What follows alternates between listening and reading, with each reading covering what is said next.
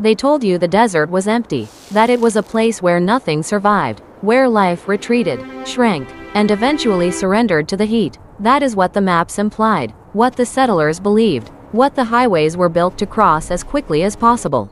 But something was already standing there when the first wagon wheels cut into that pale earth, something that had been standing there for 200 years before those wheels arrived, something that did not need roads, or rain, or anyone's permission to remain. The saguaro did not ask to become a symbol. It simply refused to leave. Before you continue watching, please check the link I provided in this video's description. That way, you can verify it yourself.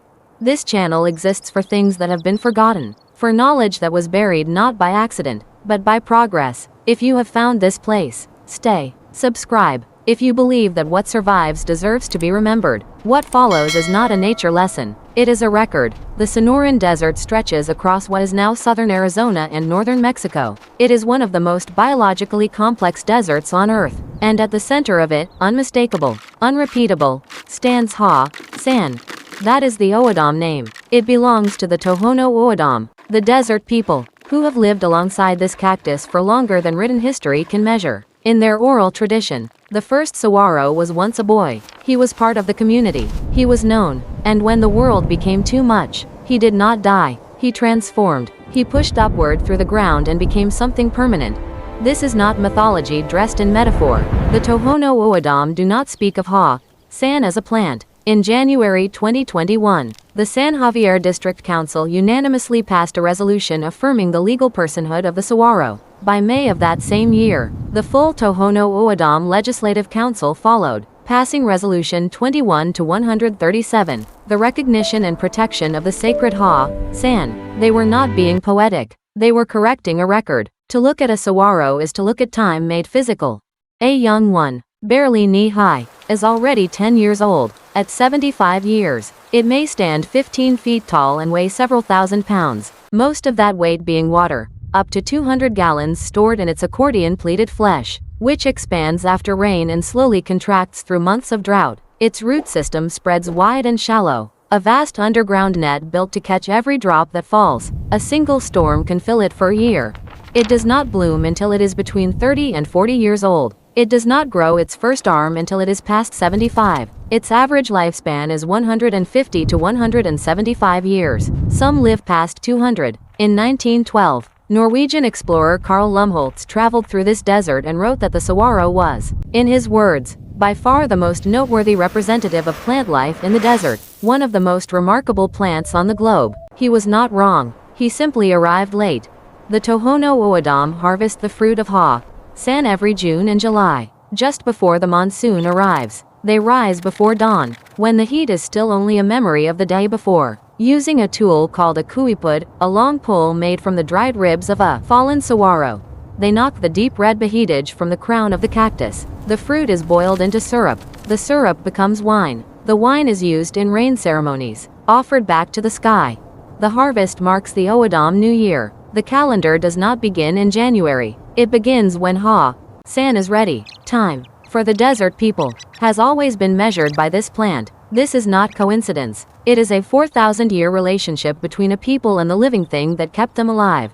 When industrialization reached the Sonoran Desert, it did not arrive with malice. It arrived with fences. The land was divided, parceled, titled. A plant that could not be owned, that could not be moved without dying, that took a century to reach maturity. Such a plant had no place in a system built around yield, ownership, and the quarterly harvest. Developers uprooted saguaros by the thousands to build suburbs. Federal contractors, as recently as 2020, were found attempting to sell displaced cacti at markets in Ajo, Arizona. Theft, vandalism, illegal transplanting.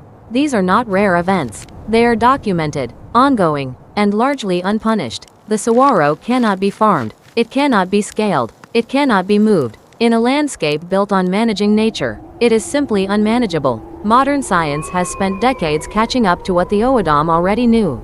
A 2025 study published in the Annals of Botany confirmed that saguaro populations are declining across their entire range. Climate change, the researchers found, poses a significant threat, not to adult plants, but to recruitment. The young ones are disappearing. Between 1990 and 2010, populations doubled. Then they hit a wall. Since 2010, New growth has nearly stopped. The Sonoran Desert entered a period of prolonged drought in the mid-1990s, and the soil has not recovered. The birds that nest in saguaro cavities, the Gila woodpecker, the gilded flicker, the elf owl, are watching their homes grow scarce. A single saguaro can support over 25 species. When it goes, they all feel it.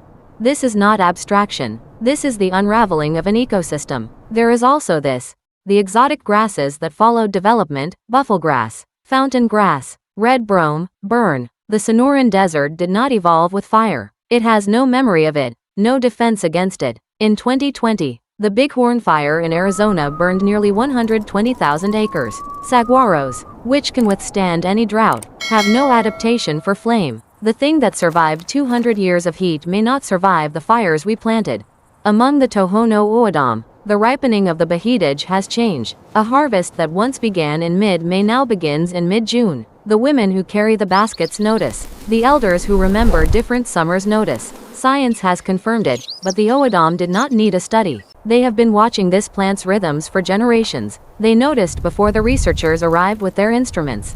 There is a name for this kind of knowing. It is not called data. It is called relationship. The saguaro is not waiting to be saved. It is standing in the desert, as it has stood for 2 centuries, doing what it has always done, storing water in its ribs, feeding birds in its hollows, marking time with its fruit. It does not require acknowledgement. It does not require rescue. It requires only that we stop destroying the conditions in which it learned to exist.